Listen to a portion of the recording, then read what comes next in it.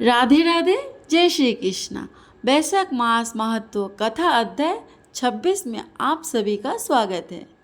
श्री सूत जी बोले, हे श्रेष्ठ ऋषियों, अब मैं बैसाख मास की 26वें अध्याय की विस्तृत और पुण्यदायी कथा कहता हूँ।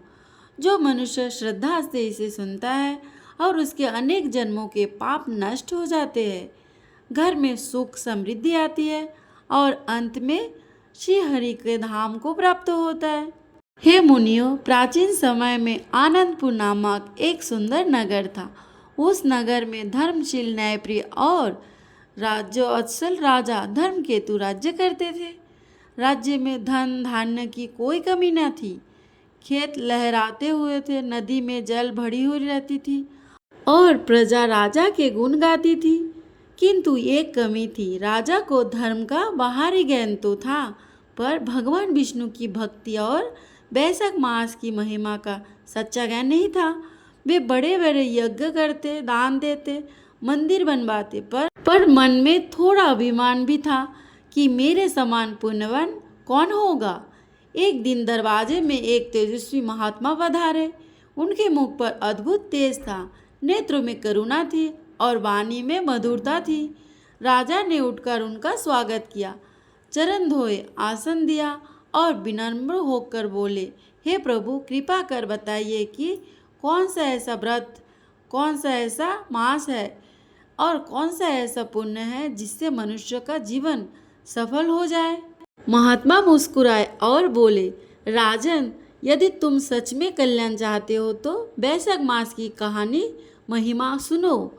यह महीना स्वयं भगवान विष्णु को अत्यंत प्रिय है। इसमें प्रतः स्नान, दान, जप, व्रत, तुलसी पूजन और कथा श्रवण करने से मनुष्य के भारी से भारी पाप नष्ट हो जाते हैं। राजा बोले, गुरुदेव, क्या इतना महान फल केवल स्नान और दान जप से मिल जाता है? महात्मा बोले, हे राजन, तुमने सत्य पूछा है। सुनो, मैं तुम्हें एक प्राचीन कथा कहता हूँ। एक छोटे ग्राम में माधव नाम का एक निर्धन ब्राह्मण रहता था। उसका घर टूटा हुआ था, भोजन कम मिलता था, वस्त्र पुराने थे, पर हृदय में भगवान विष्णु के लिए अपार प्रेम था। जब बैसाख मास आया तब वह प्रतिदिन ब्रह्म मुहूर्त में उठता, नदी में स्नान करता, तुलसी पर जल चढ़ाता और ओम नमो नारायणाय का जाप करता। उसकी पत्नी भी पवित्रता और धर्मनिष्ठ थी। घर में अन्न थोड़ा होता, पर जो भी अतिथि आता उसे पहले भोजन कराया जाता। एक दिन प्रचंड गर्मी थी। दोपहर के समय एक वृद्ध ब्राह्मण उनके घर द्वार पर आए और बोले, पुत्र, मैं भूखा हूँ, कुछ भोजन मिले तो बड़ी कृपा होगी। माधव ने घर में देखा तो केवल थोड़ा सा आटा और जल था। उसने पत्नी से कहा, आज हम भूखे रह जाएंगे, पर अतिथि को निराश ना करे। पत्नी ने प्रेम से रोटी बनाई और वृद्ध को खिला दी। वृद्ध ने प्रसन्न होकर कहा, तुम्हारी श्रद्धा अद्भुत है। इतना कहकर वे तुरंत चतुर्भुज रूप में प्रकट हुए, शंख चक्र गदा पद्म धारण किए, स्वयं भगवान विष्णु सामने खड़े थे। माधव और उसकी पत्नी भूमि पर गिर पड़े, आंसुओं से उनके नेत्र भर गए। वे बोले, प्रभु, हम धन्य हो गए।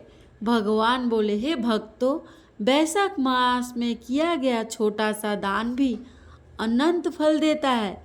तुमने अपना सब कुछ देकर मुझे तृप्त किया है। मैं तुम्हें धन, सुख और अंत में मोक्ष देता हूँ। इतना कहकर भगवान अंतर्धान हो गए।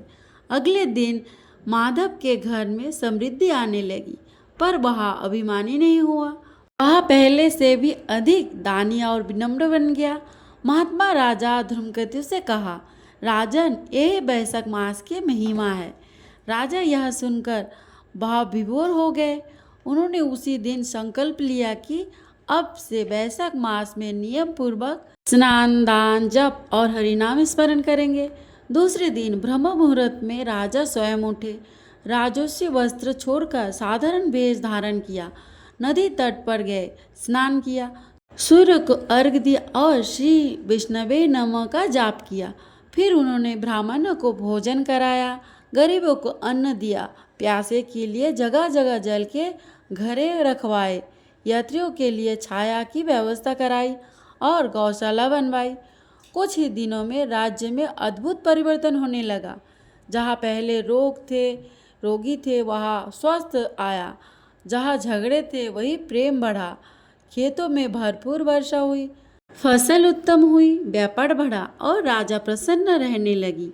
राजा ने आश्चर्य से महात्मा से पूछा, गुरुदेव यह सब कैसे हुआ? महात्मा बोले, राजन, जहाँ धर्म, दया और भगवान का नाम होता है वह लक्ष्मी स्वयं निवास करती है।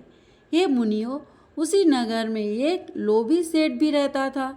उसने देखा कि राजा के पुण्य से सबका कल्याण हो रहा है, पर वह हंसकर कहता कि बस स्नान और दान से क्या होता है, धन ही सबसे बड़ा बल है।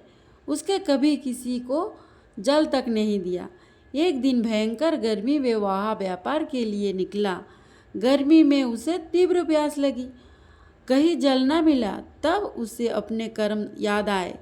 उसी समय एक साधु वहां आए और बोले, जो स्वयं प्यासे को जल नहीं देता, समय आने पर उसे भी जल दुर्लभ हो जाता है। सेठ रो पड़ा। उसने क्षमा मांगी और नगर लौटकर गरीबों के लिए प्याऊ बनवाए, दान दिया और वैशाख मास का व्रत किया। धीरे धीरे उसका हृदय बदलने लगा। सूत जी बोले, हे ऋषियों, वैशाख मास केवल बाहरी कर्म का नाम नहीं, यह हृदय परिवर्तन का भी मास है। जो मनुष्य इस मास में प्रातः स्नान करता है, भगवान विष्णु का नाम लेता है, तुलसी पूजा करता है, अन्न जल वस्त्र दान करता है, गाय ब्राह्मण संत और गरीबों का सेवा करता है, उसे अनंत पुण्य मिलता है। जो कथा सुनता है उसके घर में संकट दूर होते हैं, जो कथा सुनाता है उसके कुल का उद्धार होता है, जो श्रद्धा से नाम जपता है उसके मन को शांति मिलती है। समय बीतता गया। राजा धर्मकेतु वृद्ध हुए। एक दिन उन्होंने स्वप्न में देखा कि आकाश से दिव्य विमान उतर रहा है, उसमें विष्णुदूत खड़े हैं। प्रातःकाल उन्होंने राज्य पुत्र को सौंप दिया, हरि नाम का स्मरण किया और शांत भाव से बैठ गए। तभी दिव्य प्रकाश प्रकट हुआ। विष्णुदूत बोले, हे राजन, वैशाख मास के पुण्य, दान और भक्ति के प्रभाव से आपको श्रीहरि का धाम प्राप्त हुआ। राजा प्रसन्न होकर बोले, यदि प्रभु प्रसन्न हो तो मेरी प्रजा का कल्याण हो। विष्णुदूत बोले, ऐसा ही होगा।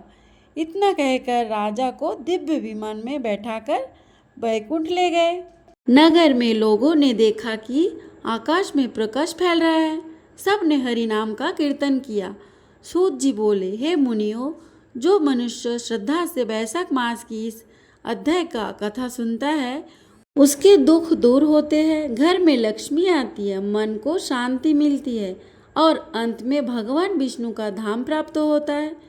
बोलो श्री हरि विष्णु भगवान की जय।